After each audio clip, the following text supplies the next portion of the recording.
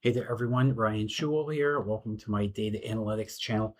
So, just recently, I decided to take the channel and try to broaden the scope of it and try to make things a little bit more general. So, I still want to focus on predictive analytics, data science, machine learning, deep learning, artificial intelligence, and things like this. But I want to consider other analytics types of channels as well. So, I did a video just recently about creating store procedures and SQL Server. This one is going to be about recording macros in Microsoft Excel. So is this really within the realm of data science and machine learning? It's not really, but any seasoned data science professional or machine learning engineer will probably touch on this at least in some point in their career. So I'll take you through it. And if you're just an aspiring an Excel aficionado or whatever, and you just want to learn more about creating automation scripts and how to record a macro, this is definitely right up your alley. Okay. So I've got a bunch of things here. I put together about 25 tasks. You can see right here is the list. I'll try to get through all of these. It's kind of a lot, not too many. I might skip around if the video is dragging on a little bit long and try to just accommodate everybody's needs. I don't want to make it hour-long videos, but this is not going to be fully comprehensive, right? There's no way that you can touch on all the possible and inconceivable potential use cases for recording the macro or for VBA programming. You can spend your entire life doing that. But this is going to touch on. I'm going to try to get to 25 of these during the project here and try to touch on each of these and do it justice. So in the first example here, what can we even do by recording a macro? We can do anything that you click on with the mouse or hit the enter button or type on the keyboard. It's going to capture all your interactions, whether it's a click interaction or a keyboard event. These are called events, right? A click event or an enter event. So it can record all those. The only thing it really can't record is a loop. You cannot record a VBA loop. So you have to know the basic logic of how to create a loop and what loops are useful for, basically for iterating through any process over and over and over. If you do essentially the same thing, or you have to test different things on different worksheets or perform certain routine, redundant, repetitive types of things on one worksheet, a loop is great for that. Again, you cannot record a loop and you cannot record if-then statements. Okay, you can't record logic like that. You're gonna have to type it out. But these things are fairly easy to figure out if you do some Google searches. You can figure out how to use loops in VBA, and I'm going to take you through some basic examples. And you can figure out how to create some if-then logic using VBA. Again, you can't record these things, but you can figure it out without the macro recorder. But I'm going to focus mostly on the macro recorder for this example. So I have record macro here under the developer tab. If you don't have this tab exposed, you can go over here to, I think, where is this thing? File, export, account. No, it's down here like options or account. I always get these things mixed up here. Add-ins, customize ribbon. Okay, so Excel options, and I have this developer tool turned on.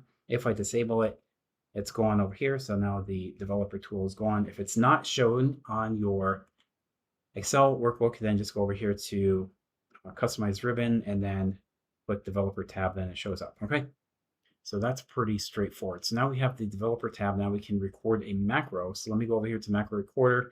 I'm going to assign this to a letter key. Now the common letters I use are Control C, Control V to copy and paste, Control X to cut, Control A for all. So you don't really want to assign a macro to these letter keys that you're going to use over and over, because it's going to override what you have for that letter, and then you're going to have to change it later, or you're not going to be able to copy and paste or cut and paste. So assign it to a letter that you hardly ever use. Control N, I think, is a good one here. If I hit this control or mouse click event, okay, A1, shift control down arrow, right, and then down arrow, and then right arrow to select everything. And they go over here to home. I want to change the format of this from yellow to, let's say, light blue. Okay, and then I'm going to go back to the developer tab and turn off the recorder, stop recording. Then if I hit the function key, Alt F9 to go to the editor, or is the function key already done?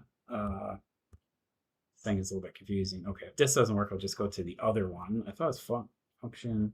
Oh, Alt F11. That's the Okay. I haven't used this in a while, guys. I've been doing this for 20 years and I haven't touched on it in a little while. So here we have the recorded macro that I just created over here. If I hit Shift Tab, I can put everything back to the left. So you can see the code that it records. This is very nice. It goes to range A1 select. That's the first thing we did. That was the mouse click event. Range selection XL down.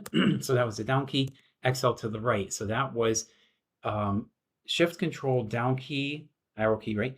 Arrow to the right, and then it changed the interior color, right? And then added a little tint, and you can see there's some extra things that come up here. So the pattern is solid, pattern index is automatic, theme color is whatever that thing is, tint and shade is the color that I recorded, and pattern and tint shade equals 0. So you can tell right away, like the back recorder is creating a lot of extra overhead, a lot of extra code that we don't necessarily even need. If I get rid of all this right here and hit, where is it? Control, I forgot how to insert that thing. I think it's over here. This would be a comment. All right. And, oh, I don't want to comment that. Anything with a tick mark in front of it is going to be a comment. It's going to turn green. Okay. So let's say this was not shaded. All right. If I go back here and just hit regular white, take the shading off, I'll go to white or no shade, whatever we'll call this thing. Go back to this, Alt F11, and then step through the macro. So the F8 key will step through the macro. And my computer, I have to hold down the function key because the function key is not enabled. But you can see what it's doing step by step. So F8 goes step by step.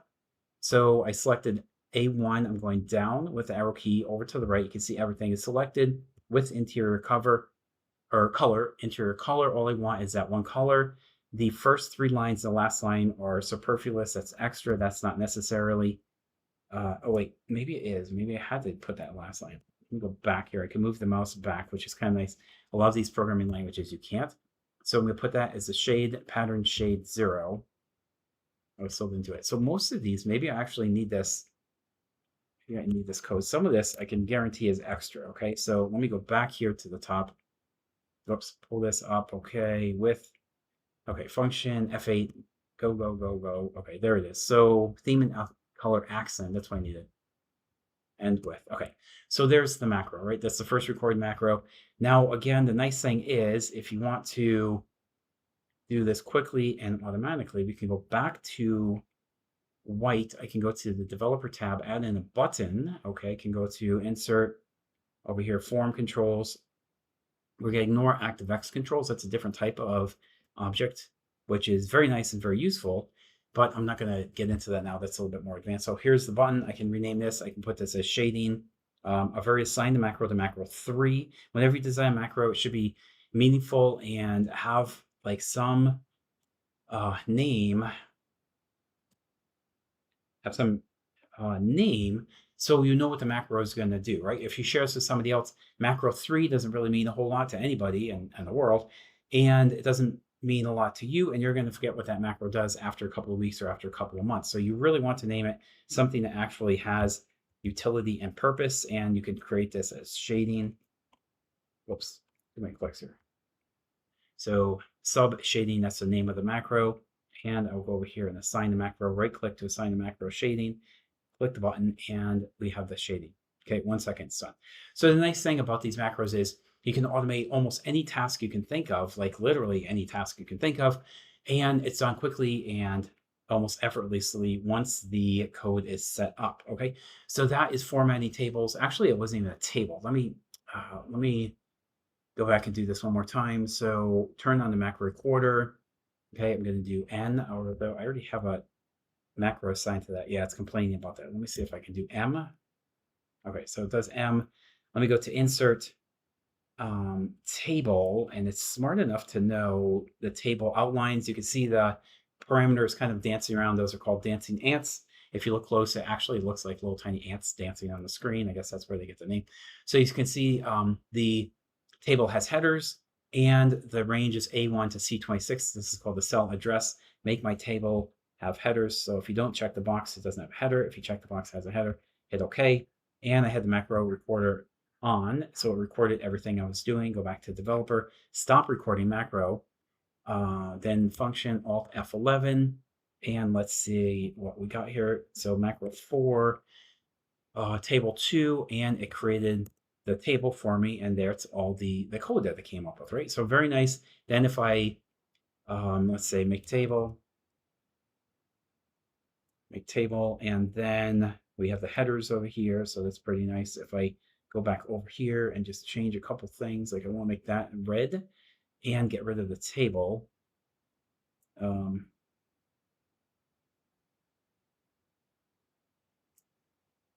it deleted everything, right? It's not really what I was looking for. Okay.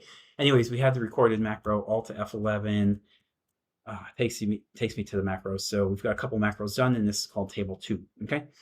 So what else? Applying filters. So if we want to apply filters, I actually see a filter right here. I'll take it off. I'll go to data and then filter remove. And then let's go back to developer, record the macro.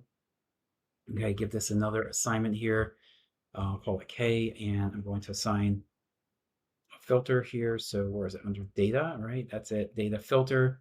And here's my filter. And it's smart enough to go from the beginning of the range to the end. So it knows column A through C are all connected. And here is my first filter. And if I want to filter for everything that begins with A, I can do that. Begins with A, begins with the letter A, or letter Z. Let's just go for fun. A or letter Z. Begins with Z. I don't think I have anything Z. I have R. Let me do an R because I'll get something. If I hit Z, I won't get anything. Hit OK. Now we have all the A's and all the R's.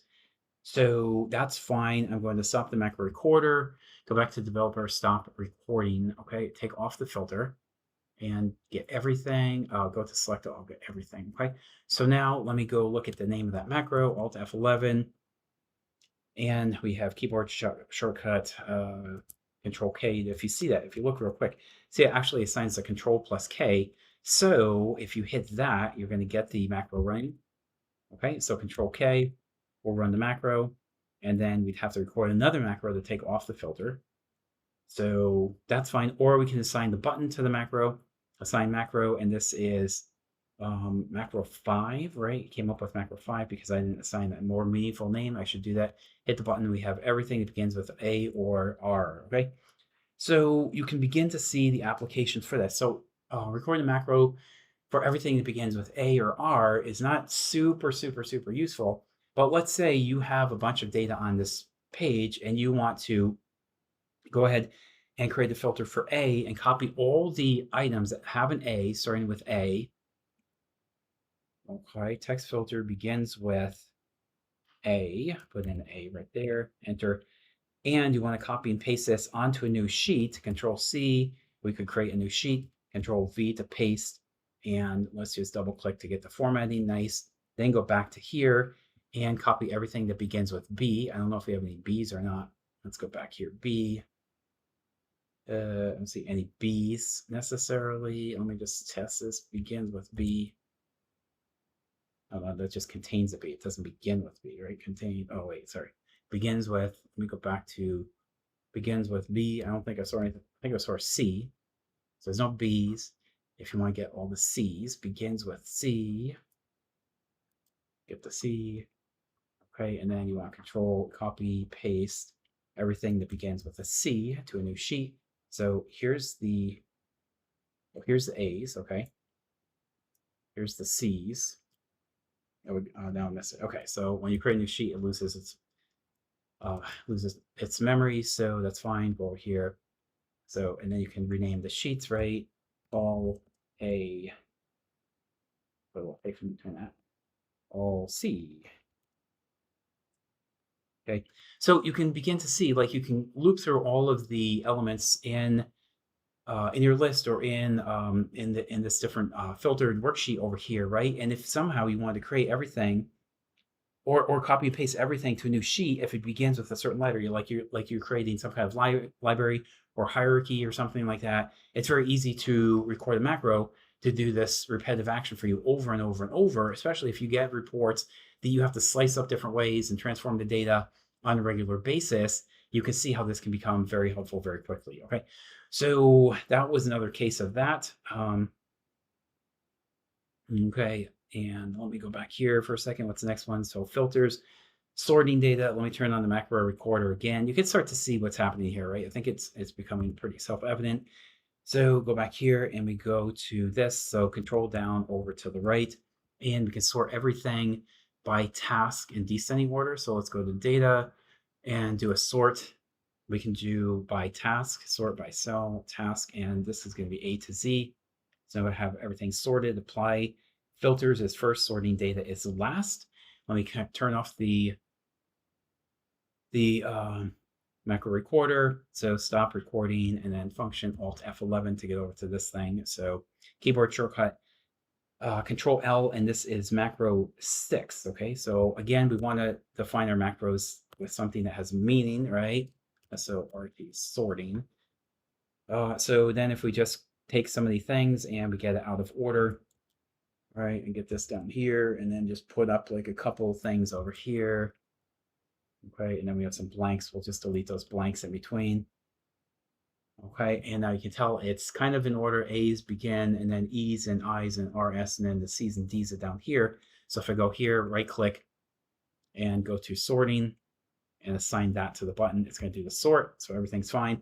And then again, if I had this out of order like this, right, go down here, go down just a little bit here, and then I'm going to delete everything from here. So now this is not in the right order. I think Control L was the macro. If I hit Control L, it's going to do the sort. Again, we have A's, C's, S, C, then I, then P. So it's totally out of order. If I go Control L, the sort is done. Okay, so you have the shortcut key and you have the button, click event. So I think we're doing good. Now these are actually out of order. Now I have to do a real sort to get this back. Okay, so let me go back here, data. I didn't think of that before. Okay, so let's fix this by task. We'll do number and smallest to largest. Okay, so now we're back to where we were before. Good. So creating pivot tables. Yeah, let me just create a quick pivot table. Do I have any other data here that is kind of useful? Or I don't, right? I actually don't. But you know what? I do have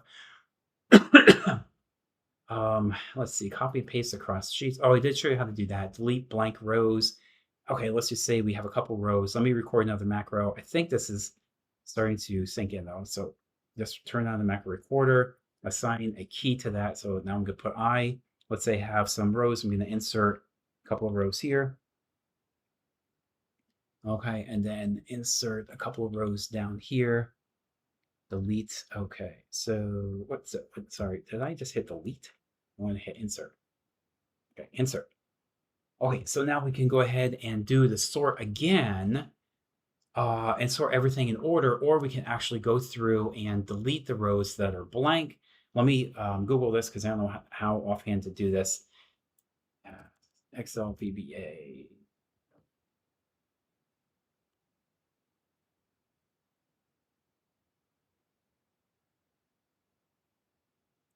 Okay, delete if rows are blank. And again, you can Google for these things. It's very easy to do. Consult with Chat GPT. That's a very common thing to do too as well. Right. So if you, again, you can't record a looping macro and we have to loop through all of these cells. So we're not able to actually record how to do this. We could actually turn on the macro recorder and I could say delete 11 through 16. That's deleted, then delete 24 to 29. But that's kind of painful. It's very manual. And let's say we had a blank row over here all of a sudden, right? So insert cell. Now the whole order is screwed up. So you can't just delete those hard-coded number rows, right? You really have to loop through all the cells and then determine what's blank and then what's not blank and delete all the blanks. So let me create a new module. If I go here, insert module number 3, and this is what I just copied from another website. So if I hit, let's see, function F8, and if I step through line by line, this is the active sheet, set worksheet range, used range for I equals 1 to rows count, 1 to step 1, -1. So this is interesting now because with this concept, if we start deleting rows, it could delete a row above this. And then it could say, okay, this is not blank, this is not blank, not blank, not blank. Gets here, deletes this, okay? So that is gone. But then this row would get skipped because it's going to the next row because it doesn't actually know that the row was deleted. I mean, that was not preserved in memory. So it knows it's skipping down row by row. But when you do this row delete, you have to go in reverse order. So if you delete a row here, All right, if you're deleting rows, oops, did I just do the same thing? Sorry, I want to insert, not delete. So if I go in reverse order, start the back and delete this row, that one's gone, and that one's gone, and that one's gone, and that one's gone, and that one's gone, and that one's gone. Then it skips to that, and it says that's not blank, so I'm not going to delete it. But if you're going forward and it deletes this and it says that's blank, so I'm going to delete it, then it skips a row, right? So it could make a mistake if this next row was blank. Now it's not, so it's not going to make a mistake. But the reason that we do this in reverse order is to prevent that from happening, right? So we go to the end of the rows.count, and step backwards 1. That's why we do it. So let me hit F8 over and over, and we should see some blank rows being deleted. Okay, I see it's coming up, so that looks good. 16 and 17 are merged together. Now it's going back to 10, and that's pulling 10 up. You see it's going in reverse order. So the best practice is to go to the end of the worksheet, right? Application worksheet, count range A equals 0, and you're stepping through backwards, step -1. So you go to the end and you go back. That's the best way to do it. If you go forward, you could skip rows and the macro could get confused, okay? So hopefully that makes sense. Let me see how we're doing on time here. 21 minutes, not too bad. Okay, I don't want this to go on and drag, but there's a few more concepts I want to get through. But I think you get the point here, right? Like you can easily Google for solutions. You can easily ask ChatGPT for solutions. I think the main thing is to understand the macro recording editor, which is over here. This is inserting a module. If you want to insert a user form, that is kind of cool too. You can drag objects onto the user form, buttons and little controls, and objects like this. This would be a control to have a horizontal list box or a vertical list box. You have checkboxes over here, right? And you can assign names to all these things. That's pretty cool. We're not going to get into that too much. It's really like a whole nother lesson that's a little bit more advanced. We're just going to stick with the modules, so we can insert a new module right here, then insert the code as we go. So deleting blank rows, consolidating multiple files. I don't even have multiple files. I can do auto chart creation and change cell format. I can do that. So let me go over here, turn on the macro recorder. Oh, it's actually recording. Let me stop recording. Okay. Alt F11. Where was it recording? Module 3 or module 2? I think 2, right? Yeah, macro 7 was getting big, and we had some others over here. I'm going to delete all of these. We don't need the shading ones and all that stuff now. So let me turn on the macro recorder. Okay, and assign another key. I'll do U. Again, just select the cells you want. Control Shift down arrow, Control Shift right, and then we can assign bold. We can assign bold for everything. We can make the headers a different color. If I go over here, home, I can make this like a yellow or something, I guess. It doesn't really matter. And then this down here can be not bold. I can bold the numbers. That's fine. And then maybe make this a different color over here. Okay, we're just looking at some different formatting options. Make that like a pink or something. That's fine. Then hit Control, like developer, stop recording. Go back to the macro recorder, and you can see here's the macro. So it just did everything that we needed to do. This is Control U, so it's assigned to Control U if you forget. And again, if I take all the formatting off, and where's my thing? Go back to home. Okay, no formatting whatsoever. So that's off. Control U is going to format everything. There's a format, so that looks nice. And then what was that thing called? Oh, macro 8. So if I take off the formatting again and go back here with the button, I can assign that to macro 8, and the button click event will run the macro 8. Okay, click the button. There's the formatting. Okay, so you can see so many applications there. So many guys. Let me import data into a new worksheet.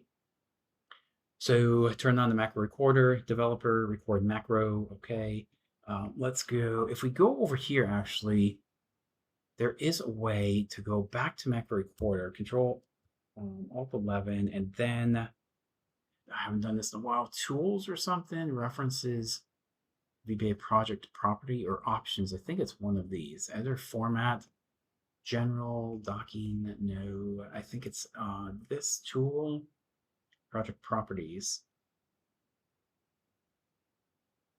No, that's protecting the workbook. There was one way that you could actually look at reference, maybe. No, That's not either. Okay. There's another way to go into these shortcut keys that you're creating options. Maybe it was one of these things. I forgot. I've done this in so long. There was a way to go into one of these controls and then delete all of the, or maybe macros. Maybe it's macro. Oh, maybe this is an edit. No, I think that's close to a macro.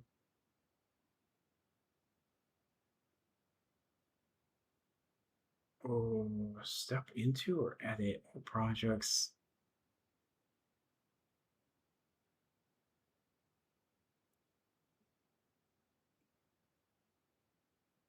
No, I'll forget it. There was a way, I'd have to look it up. There's a way to go into the shortcut keys, like I just showed you, Control U and Control L, and reassign those, or just delete those so you can reuse those over and over. I forgot how it goes now, so whatever. We're not going to get into that.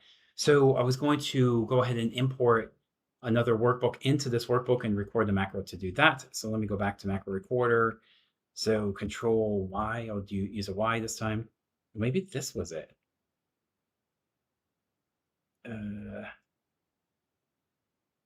Yeah, I don't know. I was looking for something, but it doesn't exist here. So I can go to data, import data, get data from a file, from Excel file. So you can get any kind of data. There's hundreds of different sources. I'm going to import another workbook. This is an Excel workbook.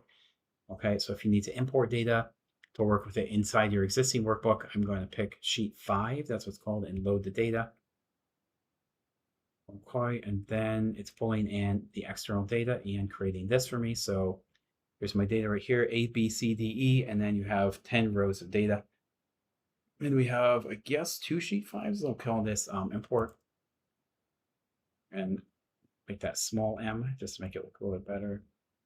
And then if we look at the macro, this is what it just did. So macro keyboard Control Y. This is Control Y. I'm going to delete this because this is just notes. I don't actually need this. And everything is imported. So this is a little bit more voluminous now. You can see the path to the Excel file. It's called XLSX. It sits on my desktop. There is more references over here. Character 13, I think, is a line break, or character 10. I forgot which is which. We go ahead and reference that data, pull it into the workbook, and then I named the sheet to import with a small m, and I don't need to change that. I can do that once. Now, the nice thing about this is Control Y. I think it was Control Y. If this was deleted, okay, and you just want to import the data, Control Y will do that automatically for you. Now it's saying debug, right? Why would it? Maybe a file is open or something. What is the exact error? F8. Oh, the query already exists. Okay, okay. So let me stop this. We'd have to go into here, data, and then oh, here it is over here. So it exists over here. We have to delete it from the Excel's memory, right? And then delete that. Then it should work. So Control Y. I have a debug here. Sheet 5.2. Okay, because I don't have a 5.2. I have sheet 9. I can do sheets.active sheet. I think sheets. I think that'll work. Oh, active sheet. Maybe it's just active sheet. Yeah, active sheet. And then active sheet.name.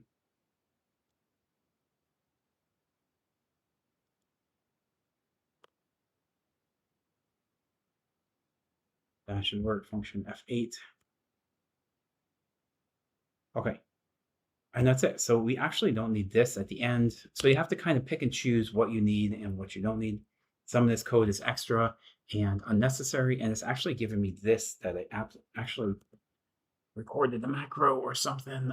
Okay, so I think we're good. We have to do a little back and forth here, and I still have this loaded into the Excel memory. I'm going to delete that and delete this, and then delete this sheet. Then I should be able to do a clean import. Okay, it's assigned to shortcut Control Y.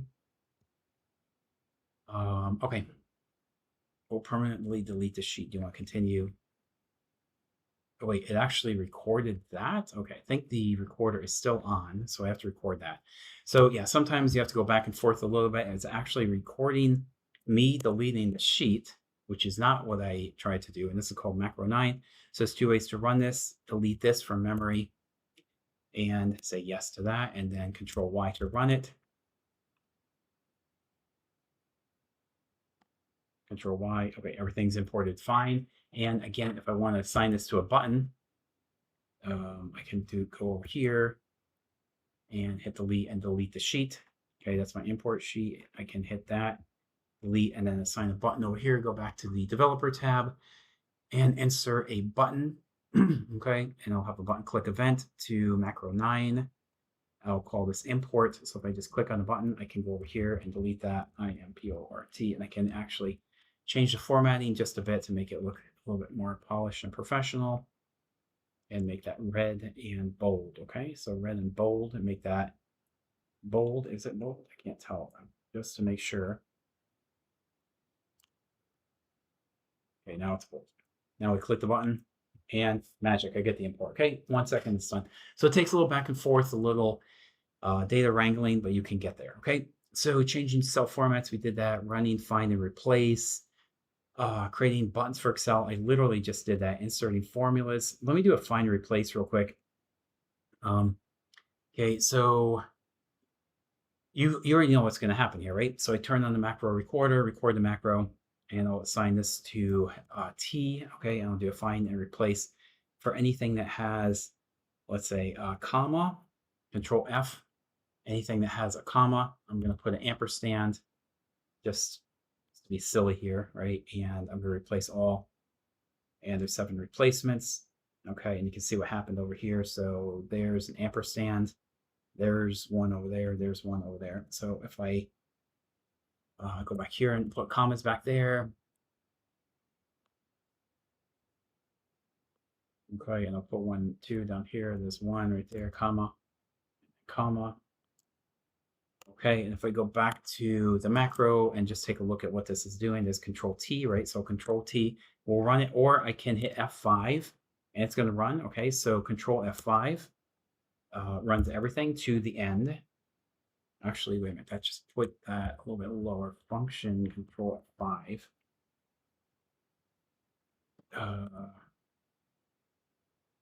Function F5 runs it. Okay, so everything runs. So there's a few ways to run it. By the button, by the control shortcut key. I hit Control T, I think, or hit F5 and it goes through and makes these changes for us. Okay, so let me go back here, Alt F11. And then, of course, if I look at the code, replace what? Replace a comma with the ampersand. And then if I step through the code, it's F8. So I make the selection, make the changes, and then everything's done, right? So that's it. So really, you just have to get a little bit creative, use your imagination, turn on the Mac recorder, and then get it to do whatever you need it to do. Now, remember, I said there's a couple of things that you can't record the logic for. One is loops, and one is logic like if then. So if this happens, then this happens, like more conditional type of logic. You can't record that. But of course, you have Google and you have ChatGPT. So just ask your questions to ChatGPT or Google, and you should get your answer. In this case, I can loop through all the worksheets here using F8 to step through the code. Wait, it's going back there. That's not what I want. I think it was stuck on that macro. I'm going to go back here. Function F8. So I'm going through sheet by sheet. For all the worksheets, count all the worksheets. For I and worksheet count, there's 6. If you look closely, we'll go down here, we should see 6. So 1, 2, 3, 4, 5, 6. So it's counting correctly. For I equals 1 to worksheet count. Message box, active worksheet, and name. So if I go over here, it's going to show me every name. So the first one is recording Excel macros. Okay. Go back to the next one. Sheet 1. Okay. Go back to the next one. Sheet 2. Okay. I think you see what's going on here, right? Sheet import. Oh, that's the import sheet. And then we have one more. I hit F9 accidentally. F8 to step through the code, and sheet 4, and that's it. Then we exit the macro. So that's it, guys. It's pretty straightforward, pretty simple. Highlighting duplicate values. That's fine. If we, I don't know if we really have any duplicates over here. Let me copy and paste just to make sure we have a couple duplicates, but you can imagine what's going to happen here, right? So turn on the macro recorder. Oh, it's actually recording. Okay, turn it off, turn it on again. record macro, put this to R, Control R, that's fine. And I'm going to select the cells. Okay, go back over here to home, conditional formatting, and I go over here to highlight cell rules, duplicate values, that's what I'm looking for. So right now, it highlights all the duplicates. Remember, I copied and pasted these 3 from the top down to the bottom. I can shut off the macro recorder right now and go ahead and stop that guy. And then go down here, Alt F11, function key F11. And this is going, I think, to module 3. No, that's blank rows. Okay, so here it is. That's Control R. And all I had to do was record the macro. Again, select the cells, conditional format, any kind of duplicate, XL duplicate, it's called color, and assign a certain color, tint to shade, interior color is shaded, and that's it, right? So if I turn off the recording here, right, go back to home, go back to conditional formatting and manage rules. I'm going to delete this rule, okay? So just click on duplicate values and delete rule, okay? Delete rule, apply. So we're back to normal. Now if I hit Control R, so duplicates are highlighted, right? So that's it, guys. It's just the same thing over and over. I don't even think I have to finish this off, right? So we did filtering data, importing from other workbooks. We did that. Print setup. Again, turn on the macro recorder, do your print. That's all you have to do. Protecting, unprotecting sheets. Again, if you want to protect the sheet, let's see, right click, protect sheet, click on that. And then, you can protect from formatting cells, right? This is how you add controls or some type of guardrails, I guess you could call it. So people can't mess up your Excel workbooks, right? You give them the rights or the ability to make certain changes, to make updates, things like this, or you disable those controls, right? So you can't do it. So that's how you can protect the worksheet. Let me turn this, delete that. We already did the import of the workbook. I don't need that anymore. That was fine. We have the recorded macro from everything. Printing, emailing reports to Outlook, refreshing Power Query, or pivot cache. That's fine. Again, like I don't even think I need to do this at this point, but I'll do it anyway. We'll go down this path a little bit further. Turn on the macro recorder, assign a new key to the shortcut keys right there. Hit enter. I want to insert a pivot table. I go to insert pivot table. Okay, and I'm going to put this on a new workbook. So I check that box or that radio button, whatever that thing is called. Go down here, and I want to count the number of tasks to see what is repeating. So you can see I had some duplicates over here. So applying filters, and we had sorting data, and I think there was one more, formatting tables. If I go back and look at that, formatting tables, applying filters, and sorting data, right? So I got it. This is my pivot. So I'm just counting the number of items in that list there. That's this kind of pivot, right? And if I go back to count of task or task, we can see the duplicates. And the nice thing about pivots is if you double click, you get everything relative to that pivot table. Or you have to click the number. What is this saying? Click the number, I guess. Okay, and it shows you all the details behind that. So it's kind of nice. Go back here, delete, and go back to developer, and it was actually recording everything. Okay, so it recorded a little bit more than I needed. If I go over here, this I think is my pivot table. Control E is the pivot. So if I hit macro Control 2 or just hit Control E as the shortcut key, you can see it create a lot of data over here, which is helpful and useful when we're creating our pivot table. I would really encourage you to go through here though and see what you actually need. Once the pivot is done, I think we can actually end it right here. I can put some comments over here. If I add some comments, I think the pivot table is still going to run totally fine. Let me test it and see. Delete. Okay, go back here. We have Control E. So Control E to run it. Invalid call or an argument.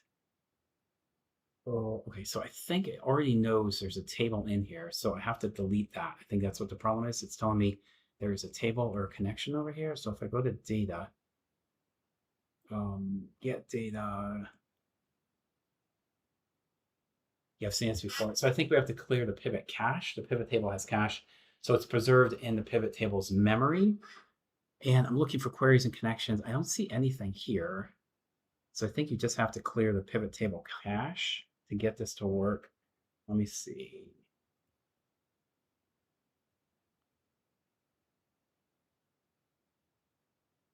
let me look for a quick Google solution over here. If I go back to here, Alt F11, I think the first thing I can do is actually clear the cache. So let me just try this. I don't know if this is going to work or not, but let me see. Let me see. So function F8.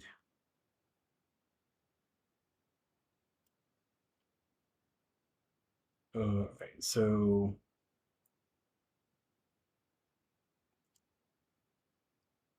let me try something else. It's not the pivot cache.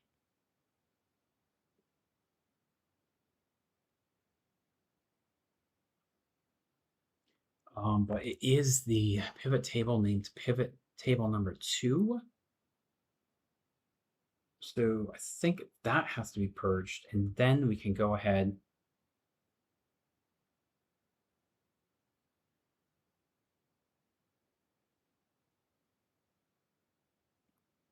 It's on the sheet that contains it. Okay, so I think if I go Alt F11,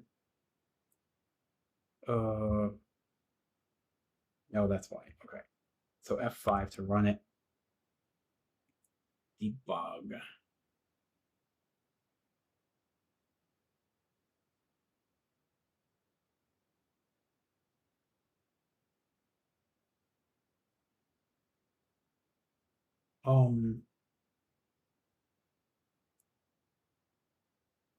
This could be, I think this could be active sheet.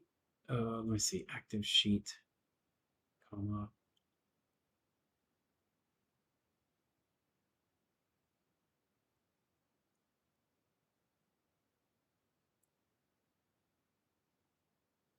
It's looking for this pivot table number 1.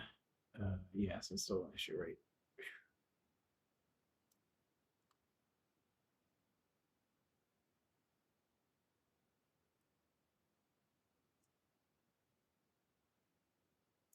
So maybe this.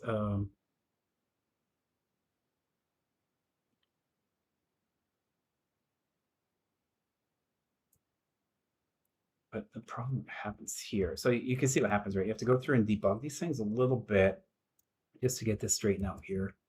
So let me go back here. So it has to start on the sheet with the table, right? And that's that. So if I go here and step through the code, so function F8, okay, sheet add, destination sheet, pivot output. Let me hit F5, and then it runs. Okay, so yeah, sometimes you have to go through and do a little operational procedural types of things on these things, but you can get it to work right after you just mess around with it a little bit, I guess. A lot of stuff is just messing around, to tell you the truth. So if I go back here, and I think Control E was the one, right? Control E.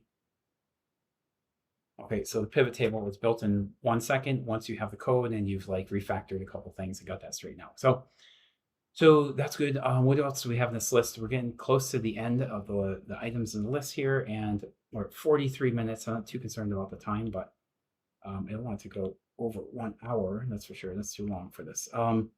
So what else? Email reports. I'm not really going to do that, but I mean, you can Google it. You can figure it out. Refreshing Power Query or Power Pivot Cache. Okay, so we just saw an example of that. So I think we're good. Looping through worksheets. I literally showed you how to do that a few minutes ago. Setting print titles and page setup. So let me get rid of the dupes over here because that's just annoying at this point. Okay, 3 things to go. I think this is a marathon, but we can get through it. Turn on the macro recorder, and this thing is telling me W. I'm going to assign W this time. This says setting print titles and page setup. Okay, so Mac recorder is on. You can see at the top left. So file, print, go over here, and then go to your printer. And then I'm going to use my brother printer. It's actually not set up right now, or it's turned off. I mean, it's turned off, so it's not going to look for the printer connection link. Hang on for a second. Let me go get this thing. Hang on.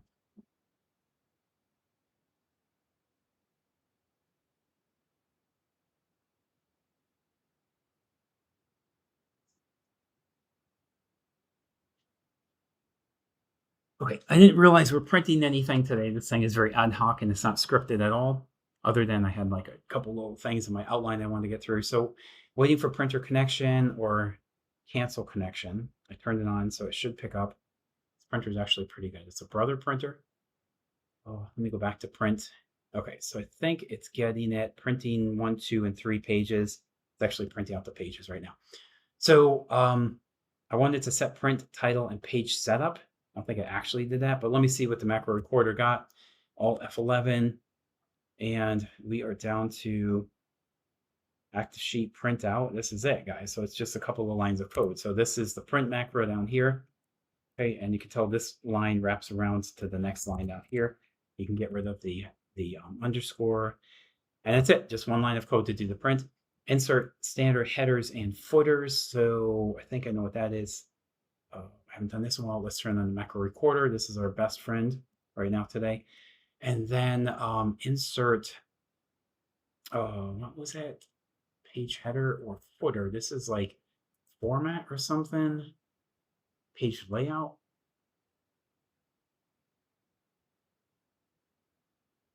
I don't think it's actually under insert. Oh, was this? Let me see. To insert.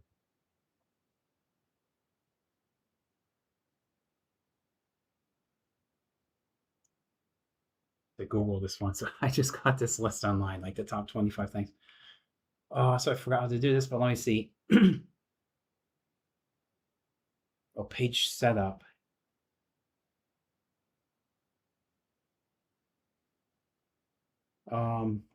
Says page setup, so that is fine. I think if we go back to like review or something like this, it's one of these things. I forgot. Like page layout, effects, margins. I don't know. But it gave me a code sample here, so I can try that. I can try to paste that in. So if I run it, function F5 to run the whole thing, F8 if you want to step through line by line, you hit F8. If you want everything to run all at once, hit F5.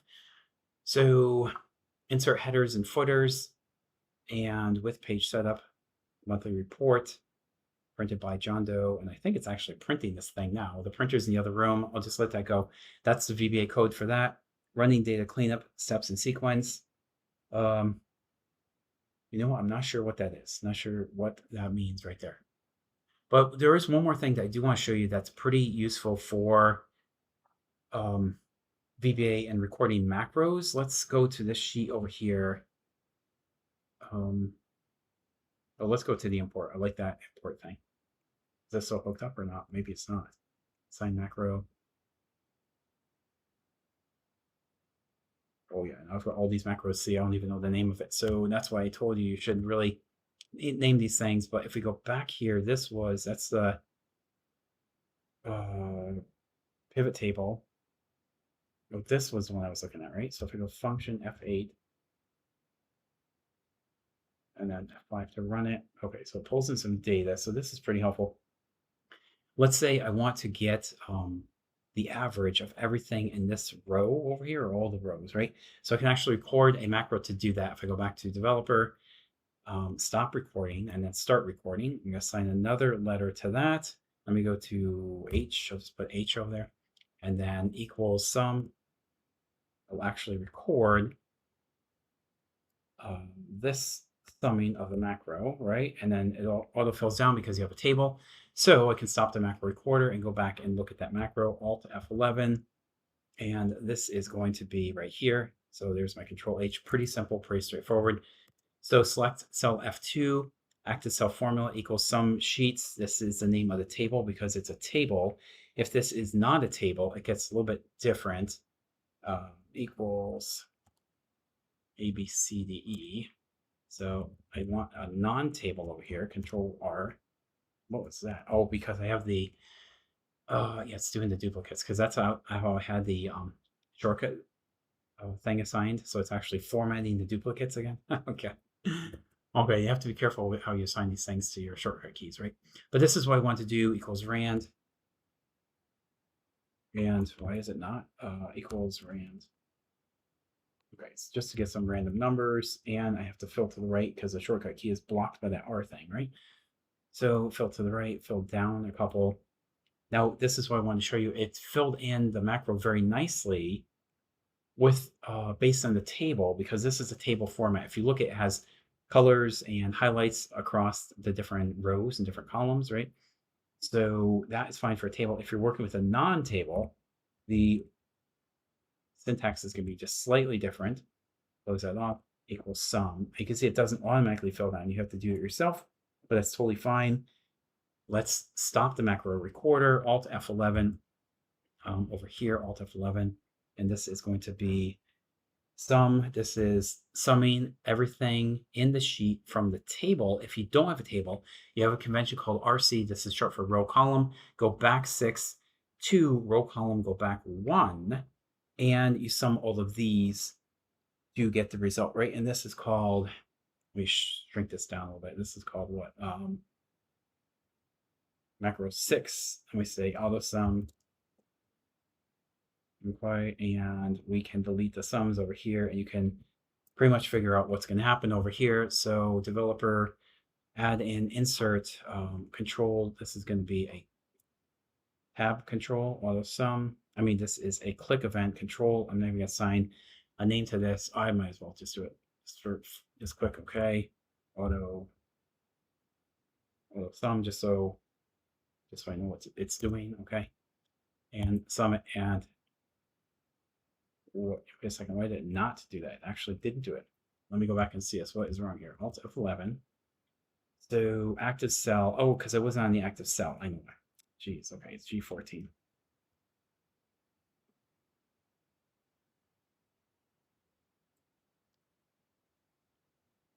No, it didn't. Wait a second. I want this. I want this. So let me test this and make sure it's doing what I want it to do. So auto sum. So F8. Yeah, now it works. Okay, that's what. So you have to select the cell. So that's another thing. You have to be a little bit careful with these things. You have to set it up to do what you want to do. If you say actively select that cell, then do the sum, then fill down, it's going to do it. If you're down here and you don't tell it to go to that cell, it doesn't know that, right? So here's the auto sum. Now it's working. Okay, so I think we went through all the items on the list, and we are now at, what's the time now? I'm seeing 52 minutes. Okay, so there's a couple more things. I will share this with you guys. I'm going to delete this, and this. I don't need these things. I'm going to delete all the macros in here because I want you guys to have a nice clean workbook to work with and test. So if I go back here, Alt F11, you can run your own macros and do your own. I'm going to delete that. Remove. Wait a second. Maybe I will leave that one. That's looping through the sheets. That one was totally fine. Find last column. That is one more thing I want to show you. Let me leave module 1 and remove the others. These were just things we're playing around with. Do you want to export? No. And this is going to be removed. No. And this is going to be removed. Oh, remove. Okay. So one more thing I want to show you is, did I hit the wrong thing? I hit export. I tried to remove that. Remove. You want to, no. Oh, yes. Yes, that's fine. So one more thing I want to show you was just making selections dynamically. If we have this column over here, we can find last row and last column. So if I do function F8 and step into this macro right here, it's going to go to the active sheet and look at the last row. The last row is row number 26. If you look closely, it's actually row number 26. We start with the header, we go 1 through 25. It's actually row number 26. We're getting that from active sheet used range, and then last column comes from here. So last column is column number 3. But you can see there's a numerical representation for that column. We actually have to convert that numeric number 3 into a column letter, which is going to be C.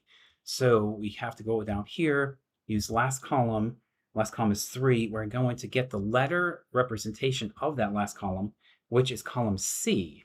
Then I can go ahead to go to cell A1 and scroll down Actually, I don't even have to scroll down. I don't know what that is in there for. That doesn't need to be there. We're going to go to A1. Last column letter is C, and last row is 26. So we're going to go to C26. So A1 to C26 and select everything in the range. If I zoom out, you can see that pretty easily.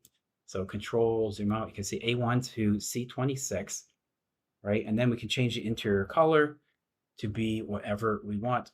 And whoops, I think, oh, we hit the wrong button there. And then I can apply some formatting and then it's done. Okay, so if I go back here, find last row and column, and I go to shading. So I'm going to reassign the macro, find last row and column, and make all of this white. Okay, to remove the formatting and go home, and then just make it white over here. So white is there, and hit that. So we have the formatting. Okay, so I found the last row, last column dynamically from this this concept right here, last row. So that's one more thing I want to show you. Loop through all the worksheets. You can find information about that from this URL. I think that's very helpful. You cannot record a macro to loop through sheets. You have to understand how loops work to go ahead, count all the sheets, identify them, and loop through each sheet one by one. Find last row and column. You can take a look at this website. This one is very nice. It tells you at least 6 or 7 different ways to find the last row and the last column. And this website right here shows you different types of loops. So I would encourage you to take a look at that. There's one more thing I want to show you that I think is excellent. This guy, Ron DeBruin, Excel Automation, it's called. This is one of my heroes. Certainly, many years ago when I was deep into all these Excel macro kind of things, Ron DeBruin. He's a guy from the Netherlands, I think. Oh, D Bruin is like 2 words. I think the D is small. Like, let's get it right. And I want to find the guy. Bruin. I think that's it. So take a look at this. Very, very good stuff. Highly recommend you check it out. All kinds of ways to go ahead and automate so many different tasks with Excel. So if I just take you through just a couple basic things he's doing over here, mail from Excel and make PDF files, ribbon, quick access, delete, hide, disable examples, contact and menu pop-ups, number of weeks and dates, other topics. He really gets into all of these copy, paste, merge things. So copy from a database with VBA, merge from cells in some or all worksheets into one master sheet, copy a summary of worksheets from all worksheets, create a link to a cell in all worksheets, create a separate sheet for each horizontal page break, copy records with the same value and column to a new sheet or workbook. So I kind of demoed this a little bit before when we're looking at those A letters. If it begins with A, copy and paste that to a new sheet. If it begins with S, copy and paste that to a new sheet. So he's doing exactly the same thing here. Create a workbook from every worksheet in your workbook. So if you have a whole bunch of sheets and you want to break that down into a whole bunch of separate workbooks, this will do that for you. Merge data from all workbooks in a folder, merge data from all workbooks in the folder with an add-in. You can load an add-in and it'll create it for you. You don't even have to write the code. You just click different objects in the menu. It does it for you. Change a cell or range in a workbook in a folder. Create a summary worksheet from different workbooks. Merge data from all workbooks in a folder in a text file. Okay, that's interesting. Copy records with the same value in a column to a new sheet or a workbook. Create a workbook from every worksheet in your workbook. And it goes on, and there's other examples. Now, this does take some time. It takes some dedication, some devotion, some labor, some effort. You have to put some time into it. But guys, I swear you will get out of it what you put into it and a whole lot more. If you spend some time with this stuff, you are going to get a ton out of it, absolute ton. You're going to be surprised at how much you learned, okay? So we're bumping our heads at 60 minutes here. I'm almost at 1 hour. I don't want to go over 1 hour, so I'm going to wrap it up. I will share all this code with you, all these links. There's a couple basic macros in here, and then we have some different tasks that we completed that we stepped through over here. So I'm going to save that, and I'm going to post this when I post a video later today. So most of my videos have Jupyter notebooks or something representing the notebook. This is going to have no notebooks, okay? It's only going to have the Excel file and all of the narrative. I call these things the narrative that I just created here. So you have all that, okay? So you can use that as a guideline to step through these things. And again, Google it, use ChatGPT, that's your friend. And again, wherever you get into it, you're going to get all of that out of it and a whole lot more too. So, roll up your sleeves, get ready, get busy, dive in, jump in, immerse yourself, and go all in on this stuff. And you're going to learn an absolute ton. Okay, I'm going to wrap it up here. Don't want to go over 60 minutes. I'm just about bumping my head in the ceiling. So I'm going to wrap it up. I'll share the video with you guys later today. I'll give you the workbook. You'll have everything you need. Go ahead and, get into it, make some mistakes, get a little frustrated. That's the way to learn. You're going to learn a ton from making mistakes. If you never make a mistake, you're not going to learn as much, right? Make some mistakes, you learn a lot. Don't make any mistakes. That's good. That's good progress, but you're not going to learn as much as if you do make mistakes. So don't be afraid to make mistakes. That's it. I'm going to wrap it up, and I will see you guys in the next one. Goodbye for now.